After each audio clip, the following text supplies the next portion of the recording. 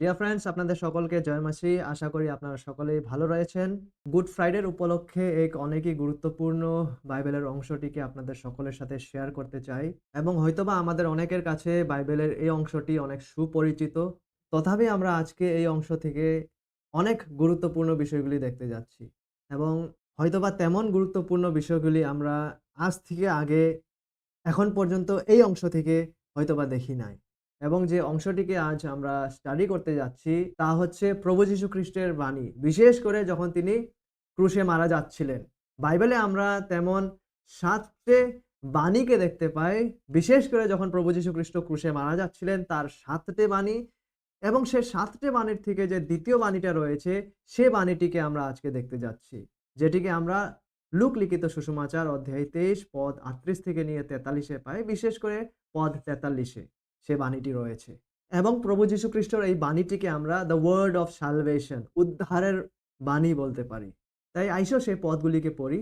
Look লিখিত সুসমাচার অধ্যায় ২৩ পদ ৩৮ থেকে নিয়ে ৪৩। আর তাহার ঊর্ধ্বে এই অধিলিপি ছিল। যখন প্রভু যীশু খ্রিস্টকে ক্রুশিরোপিত করা হয়েছিল, তো ক্রুশের মধ্যে এই অধিলিপিটিকে টাঙানো হয়েছিল। কোন অধিলিপি? সেখানে লেখা ছিল, এই ব্যক্তি যিহুদীদের রাজা। যেমন আপনারা এখানে দেখতে পাচ্ছেন, this is the king of the Jews.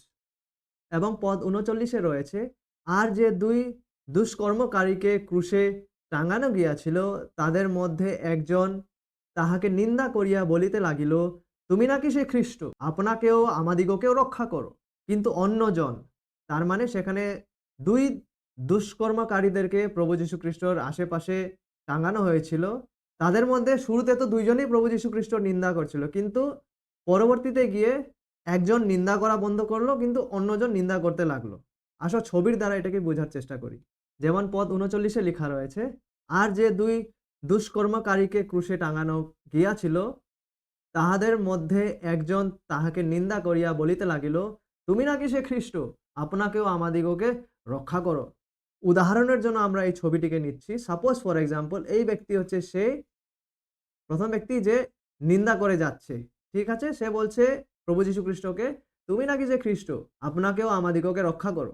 তারপরে কি হলো পদ ৪০ এ, কিন্তু অন্যজন, এই যে অন্যজন যে রয়েছে দ্বিতীয় ব্যক্তি, এটা আমরা উদাহরণের জন্য নিচ্ছি। ঠিক আছে? কেননা আমরা এক্সাক্টলি জানি না কে কোন ব্যক্তিটা ছিল যে নিন্দা করছিল এবং কে কোন ব্যক্তিটা ছিল যে সে নিন্দা করনেওয়ালা ব্যক্তিকে এই কথাগুলা বলছিল।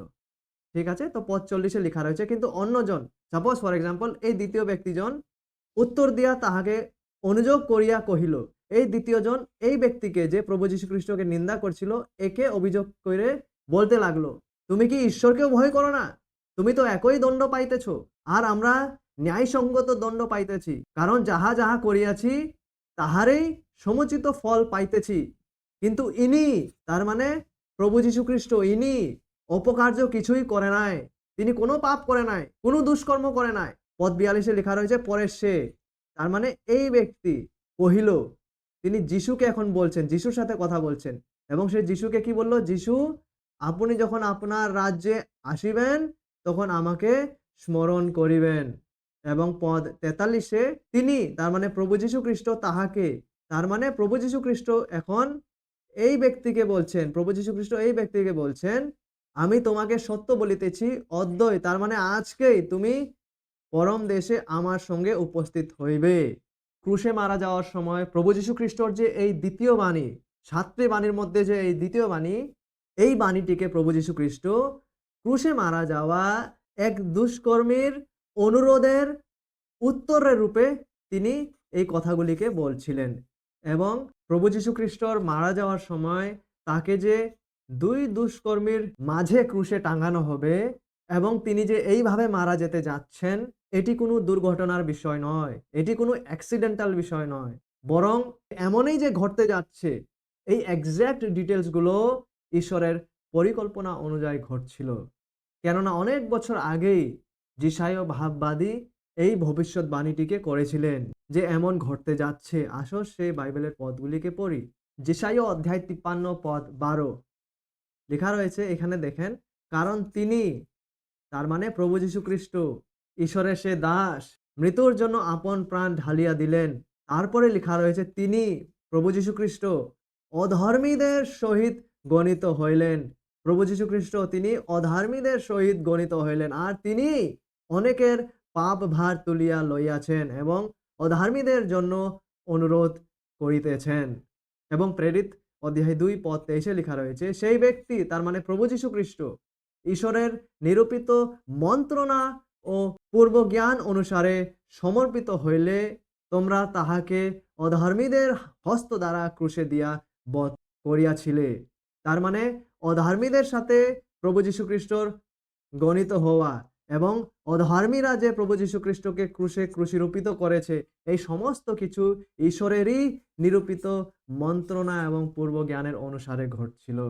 এবং যদিও এটা আমাদের ধারণার বাইরে যে ঈশ্বরের পবিত্র পুত্রকে দুষ্কর্মীদের সহিত ক্রুশিরূপিত করা হবে, তবুও এই ঘটনাটি এক্স্যাক্টলি ঈশ্বরেরই পরিকল্পনা অনুসারে ঘটছিল। কেননা প্রভু যীশু খ্রিস্ট দুষ্কর্মীদের সাথে, অধর্মীদের সাথে তিনি গণিত হইলেন। অতএব প্রভু যীশু খ্রিস্টর দুষ্কর্মীদের সাথে গণিত হওয়া, দুষ্কর্মীদের সাথে তাকে ক্রুশিরূপিত করা, এই সমস্ত কিছুই ঈশ্বরেরই পরিকল্পনা অনুসারে ঘটছিল। এবং তার সমস্ত টোটাল কারণটা আমরা না বুঝতে পারলেও অন্তত কিছু কিছু বিষয় আমরা এখান থেকে বুঝতে পারি। এবং তার মধ্যে প্রথমত হচ্ছে যে প্রভু যীশু খ্রিস্ট কতটুকু যন্ত্রণা, পীড়া ও হিউমিলিয়েশনকে ক্রুশে মারা যাওয়ার সময় উপভোগ করছিল। যন্ত্রণা এবং নিন্দার চরম সীমাকে আমরা সেখানে দেখতে পাই। এবং সাথে সাথে আমরা এটাও দেখতে পাই যে প্রভু যীশু খ্রিস্টকে পাপীদের সাথে চিহ্নিত করা হয়েছে। অতএব ক্রুশে তিনি পাপীদের জায়গায় পাপীদের স্থান নিয়েছেন। এবং সাথে সাথে যখন প্রভু যীশু খ্রিস্টকে দুই দোষকর্মীর মাঝে ক্রুশে চড়ানো হচ্ছিল, এখান থেকে আমরা এটাও বুঝতে পারি যে মানব জাতি প্রভু যীশুকে কি হারে রিজেক্ট করেছিল। মানব জাতি প্রভু যীশু খ্রিস্টকে এই রূপে রিজেক্ট করেছে, পরিত্যাগ করেছে যে তার মৃত্যুর সময়ও তাকে দুষ্কর্মীর ন্যায়, ক্রিমিনালের ন্যায় দেখা হয়েছে। তার সঙ্গে দুষ্কর্মীর ন্যায় ব্যবহৃত করা হয়েছে।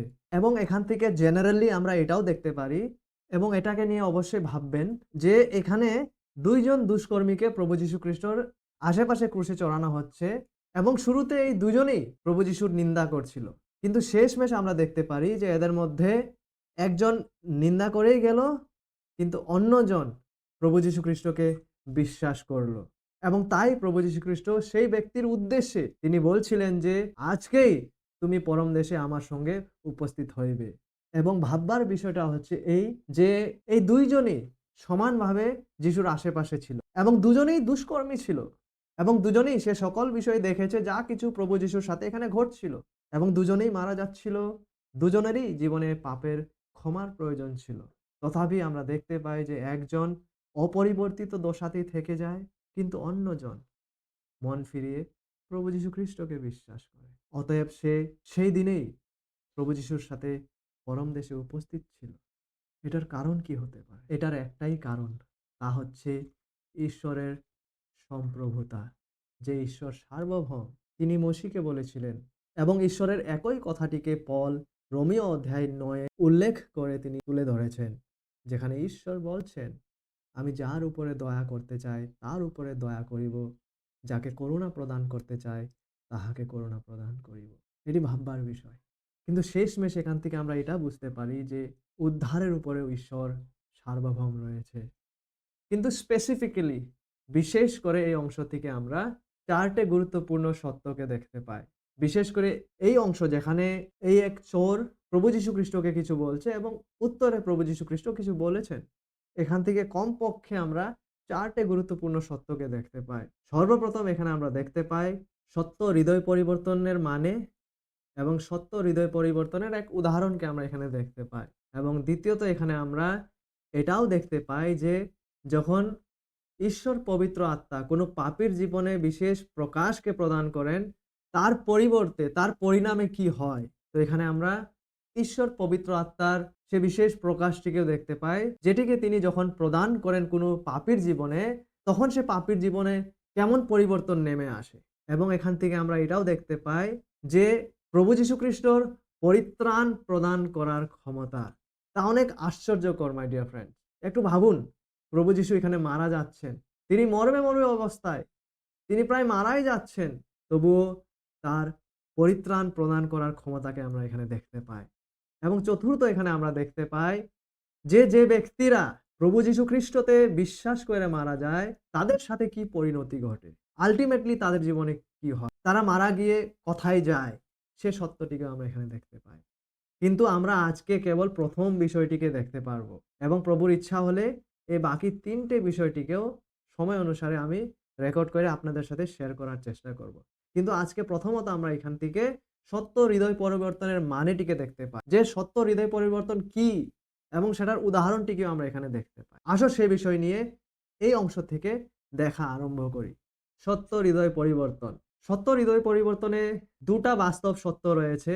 যেমন একটা সিকিতে হেড এবং টেল রয়েছে, তেমনি সত্য হৃদয় পরিবর্তন যখন ঘটে ২ টা বাস্তব ঘটনা ঘটে এবং সে ২ টা বাস্তব ঘটনা হচ্ছে প্রথমত রিপেন্টেন্স, তার মানে হচ্ছে মন ফেরানো, এবং দ্বিতীয়ত হচ্ছে ফেইথ বা সত্য বিশ্বাস।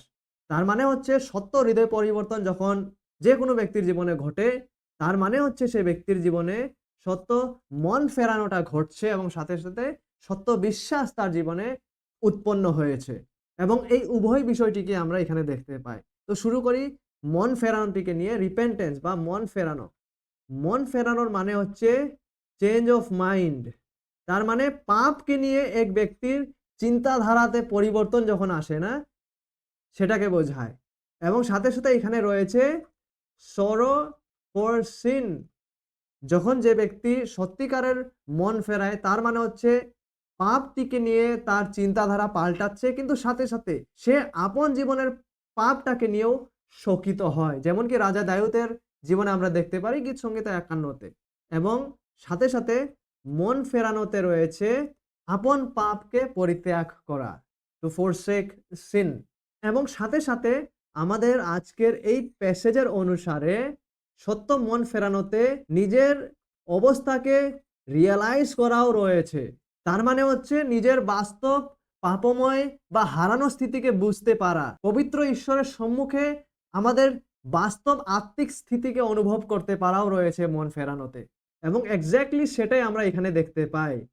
পদ ৪০ এ এখানে দেখুন যে চোরটি, যে দুষ্কর্মকারীটি মন ফেরাচ্ছিল, সে এখানে বলছে, কিন্তু অন্যজন যে মন ফেরাচ্ছিল সে বলছে, উত্তর দিয়া তাহাকে অনুযোগ করিয়া কহিল, তুমি কি ঈশ্বরকেও ভয় করো না? তুমি তো একই দণ্ড পাইতেছ। মাই ডিয়ার ফ্রেন্ডস, কিছুক্ষণ আগে এই দুষ্কর্মীও অন্য দুষ্কর্মীর সাথে মিলে প্রভু যীশু খ্রিস্টর নিন্দা করছিল। জাস্ট কিছুক্ষণ আগে। সেটিকেও আমরা বাইবেলে দেখতে পাই। মার্ক রচিত সুসমাচার অধ্যায় ১৫ পদ ৩২ এ লেখা রয়েছে, খ্রিস্ট ইসরায়েলের রাজা এখন ক্রুশ হইতে নামিয়া আসুক দেখিয়া আমরা বিশ্বাস করিব।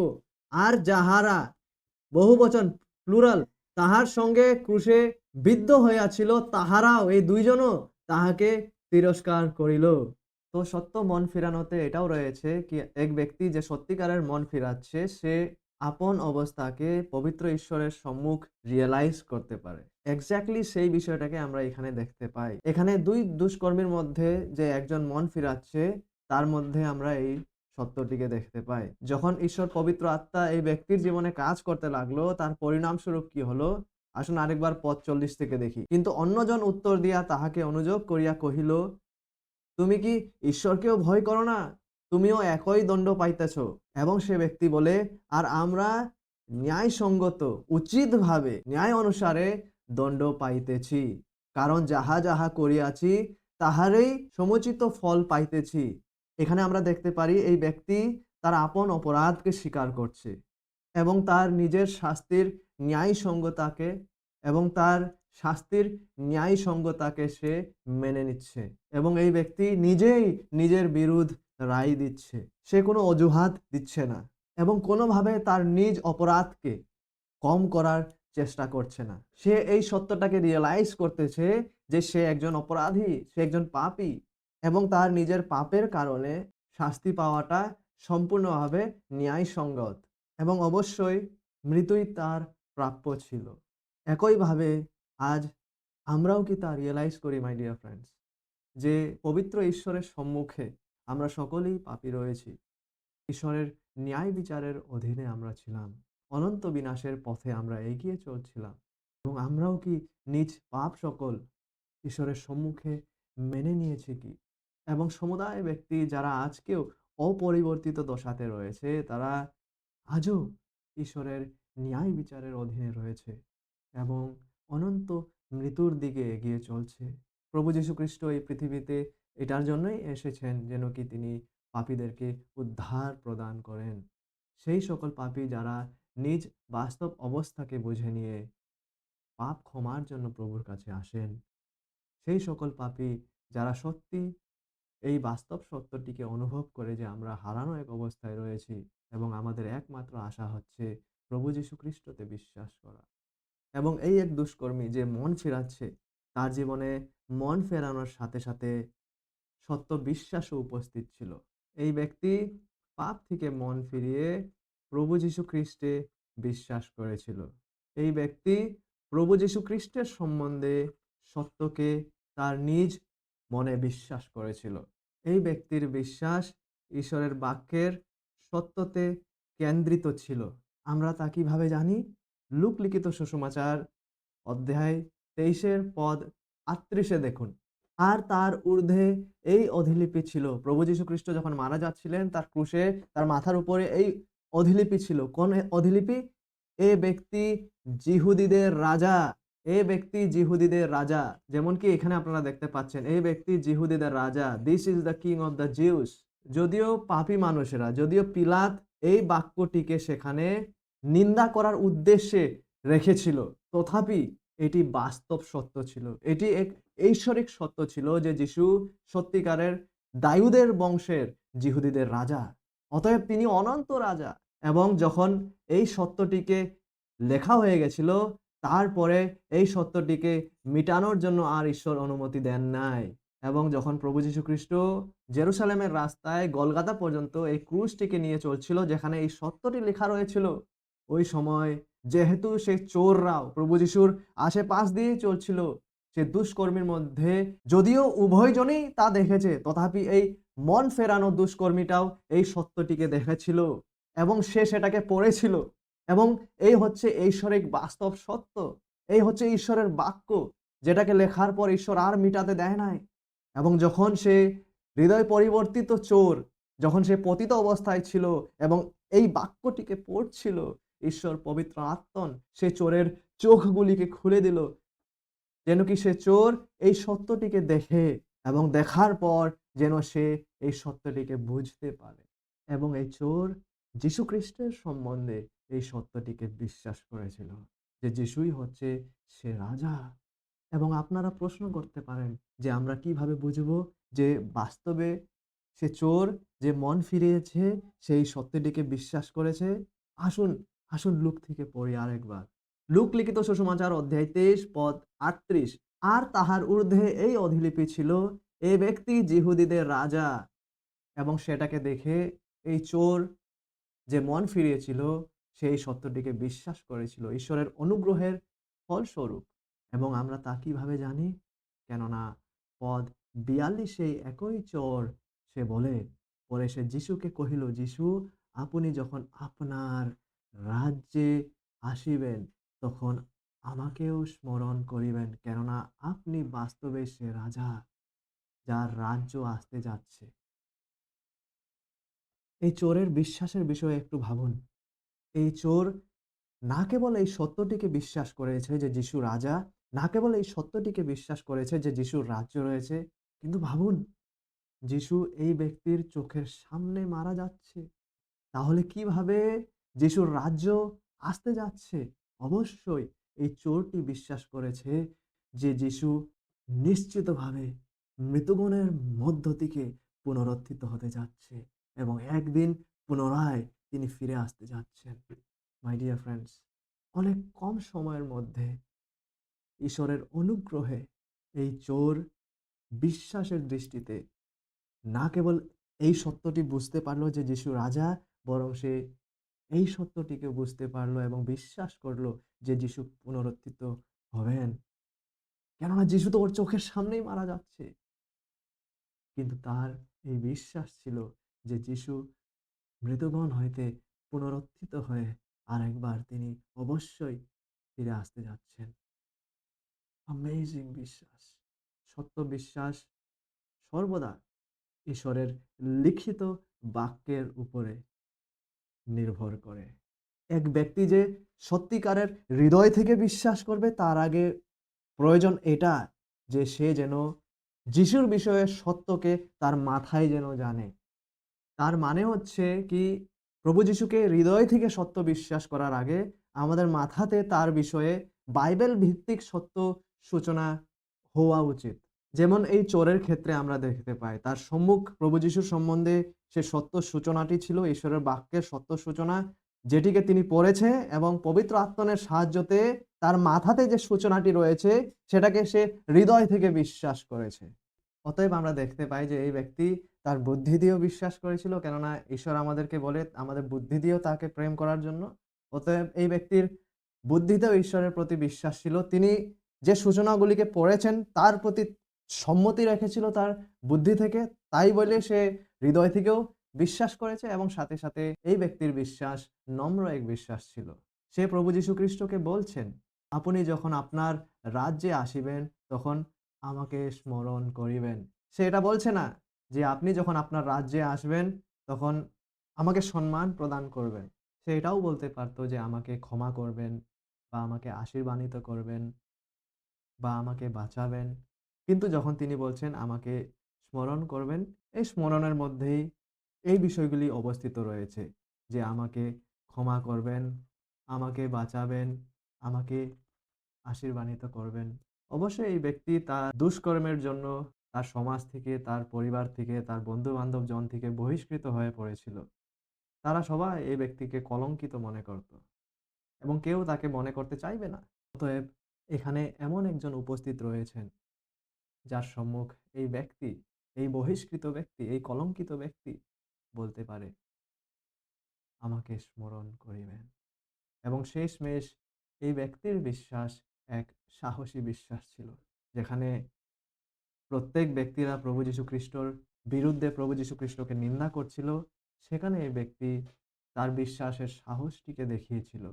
এই ব্যক্তিদের চিন্তাধারা এবং আওয়াজের বিরুদ্ধে গিয়ে এবং প্রভুর পক্ষে কথা বলার দ্বারা। তাই শেষমেষ আমাদের জীবনে যেরকমও পরিস্থিতি আসুক না কেন, প্রভু যেন আমাদের অনুগ্রহ প্রদান করেন যেন কি আমাদের হৃদয় পরিবর্তন যেন সত্য থাকে, সেখানে যেন সত্য মন পরিবর্তন থাকে, সত্য মন ফেরানো থাকে, সত্য বিশ্বাস যেন উপস্থিত থাকে। যে বিশ্বাস ঈশ্বরের বাক্যে নির্ভর করে এবং ঈশ্বরের বাক্যের ভিত্তিতে রয়েছে এবং যে বিশ্বাস হৃদয় থেকে সত্য বিশ্বাস এবং যে বিশ্বাস নম্র এক বিশ্বাস এবং যে বিশ্বাস সাহসী এক বিশ্বাস। যেখানে যেমনই পরিস্থিতি থাকুক না কেন, আমরা যেন আপন, আপন ক্রুশ বহন করে প্রভুর পিছনে চলার জন্য যেন ইচ্ছুক থাকি জীবনের শেষ দিন পর্যন্ত। আজকের জন্য এতটুকুই। আজ আমরা পরিবর্তনের সম্বন্ধে দেখলাম।